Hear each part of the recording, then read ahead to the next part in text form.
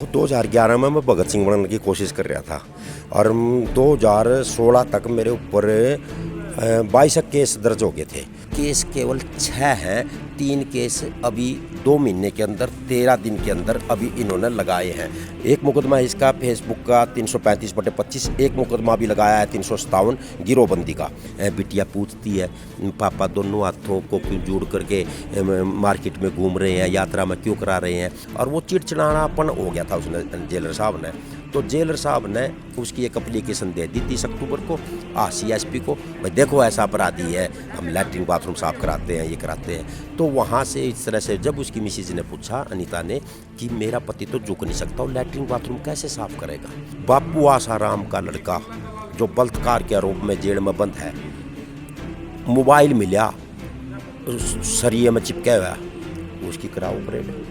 Police प्रशासन की हिम्मत है उसकी मार्केट में परेड कराने की, भाई यो जघन्य अपराध कोई ना करे। तो उसको तो सलूट मारते हैं। भाई सारे दर्शकों हाथ जोड़कर राम राम। मेरे साथ एडवोकेट JP शेख फराजी मौजूद हैं। दलजीत सियाग का मसला आपने सुना, परेड कराई गई। उसके बाद वकील साहब नज़र आए मीडिया में, बहुत सारी बात लीगल बातों का जवाब देते नज़र आए कि क्या चीज़ लीगल है, क्या चीज़ इलीगल है। उनके ऊपर जो केस बताए गए उनका ब्यौरा इन्होंने बताया।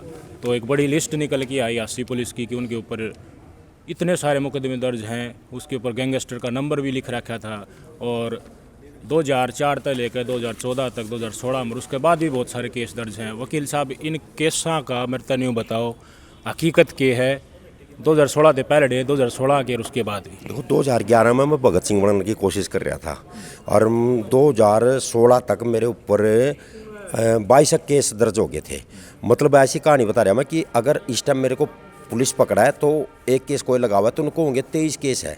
तो यानी कि कहने का मतलब ये है कि ये 61 केस बता रहे हैं, फिर भी एक DSP कहता है कि 24-25 केस है, एक SP साहब कहते हैं कि 55 से 61 केस हैं, और एक कहता है कि कुछ केस हैं। केस केवल 6 हैं, 3 केस अभी 2 महीने के अंदर 13 दिन के अंदर अभी इन्होंने लगाए हैं। पहला केस मुकदमा नंबर 116/16 जाट आरक्षण मोन्टू गुज्जर का है, जिसमें गवाही पड़ चुकी है, सब कुछ बयानबाजी मतलब एफिडेविट आ चुके हैं, पर हाई कोर्ट में वो फाइल है, पेंडिंग है, और जैसे ही उसका नंबर आएगा तो दूध का दूध पानी का पानी हो जाएगा। दूसरा नंबर 80/2016 है, तो आगजनी का लगा रखा। मुकदमा नंबर 363/21 है, अर्बन स्टेट हिसार का रेशम जमानत पे है। ये वो केस है जिसमें ये पैरोल पर 2022 में आया था, और उस समय इस पर 3 दर्जन गोलियां चली थी, और फिर वो मतलब आज तक जिन आदमियों ने गोलियां चलाई थी ना, इसके मामा का कोई प्लाट था और ये गैंगस्टर होता तो उनका बदला ले लेता। तो उसमें वो आदमी अभी भी आज तक जेल में नहीं गया, पकड़ा नहीं है। एक मुकदमा इसका फेसबुक का 335/25, एक मुकदमा भी लगाया है 357 गिरोहबंदी का। ये मुकदमे इस पे इस टाइम चल रहे हैं। तो कहने का मतलब है कि पत्रकार महोदय, जो आदमी जेल में बैठ करके +2 कर गया, जो आदमी BA कर गया, जो आदमी डेयरी का डिप्लोमा कर गया, वो गैंगस्टर कैसे बन सकता है? वो तो नहीं गैंगस्टर बन सकता। तो उन्होंने पढ़ाई कर ली, उसकी वाइफ है वो टूट चुकी है। ये तो शुक्र है 10-15 दिन पहले हमारे को मिल गए, उसके वकील मिल गए, और ये सच्चाई समाज के सामने आ गई। समाज को आपका बेरा ही है, 50% बस चला गया, कोई नेतागिरी में चला गया। नहीं तो जाट कौम तो एक ऐसी थी, जाट का अर्थ ये है 36 बिरादरी को साथ लेके चलना और सबकी सुरक्षा करना और प्रत्येक उसमें मदद करना। पर इस तरह से मतलब आज के टाइम में तो बस जो हो रहा है ना, अब हम तो बस इस तरह से जगा रहे हैं कि हम आज प्रेस कॉन्फ्रेंस जो रोहतक में हुई है, इसका मेन मकसद ये है, ये मेरे पुलिस के नौजवानों, कभी आप भी इंसान हो, और जो कोई भी अपराधी अगर इंसान बनना चाहता है, उसको इंसान बनने के लिए खुला आज़ादी दे दो, ताकि उसके बच्चे भी उसकी तरफ देखें। अभी अनीता जी बता रही थी, बिटिया पूछती है पापा दोनों हाथों को क्यों जोड़ करके मार्केट में घूम रहे हैं, यात्रा में क्यों करा रहे हैं। अब ये एक ज़बान पर भी नहीं रहते। एक कहते हैं पुलिस अफसर की यात्रा कराई है मार्केट में, एक कहता है कि परेड नहीं हुई, गाड़ी ख़राब हो गई।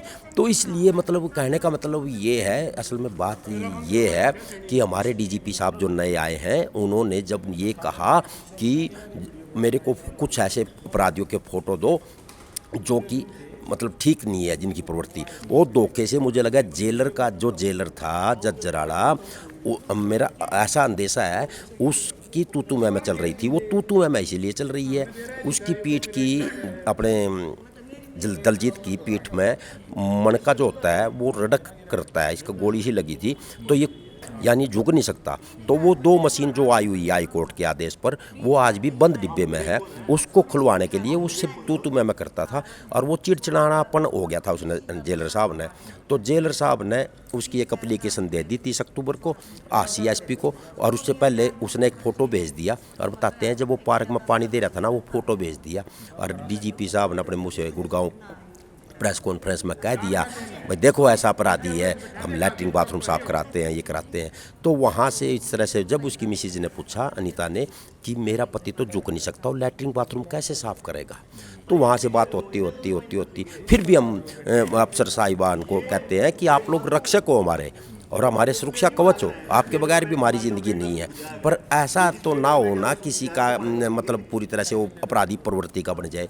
अब ये कहते हैं कि वो गैंग कुर्सा है, उसका नाम बता रहे हैं, इतना बड़ा गैंग है जम्बुआड़ी गैंग। अब जम्बुआड़ी गैंग के बारे में बताओ तो खुल कर। जम्बुआड़ी गैंग में बताऊँ कि वो डेथ भी हो चुकी है उसकी 2016 में। हाँ, तो अभी अनीता ने बताया है जो 2 गैंग थे उधर सिसाई के पास, वो आपस में गोली मार के आपस में चले गए इस धरती से। अब ये जानबूझ करके उस गैंग में जितना बताओ भाई उनके बड़का मार इनके बड़का में दुश्मनी हो जाए काम खाई, तो उसको इस तरह से इन्वॉल्व कर दिया, ये भी गलत बात है। तो कई चीज़ें अब देखो ना, 3 दिन पहले अखबारों में आपने पढ़ी भाई साहब, बापू आसाराम का लड़का जो बलात्कार के आरोप में जेल में बंद है, मोबाइल मिला सरिये में चिपका हुआ, उसकी कराओ परेड और कराओ परेड। तो अच्छा, एक बात पूछना चाहूँगा, राम रहीम जब पैरोल के ऊपर आया तो वो जो जेड़ मादी लकड़ा है उसका आगे पाछा गाड़ी सिक्योरिटी खातर लाग गई ना, सीधा डेरा में जा।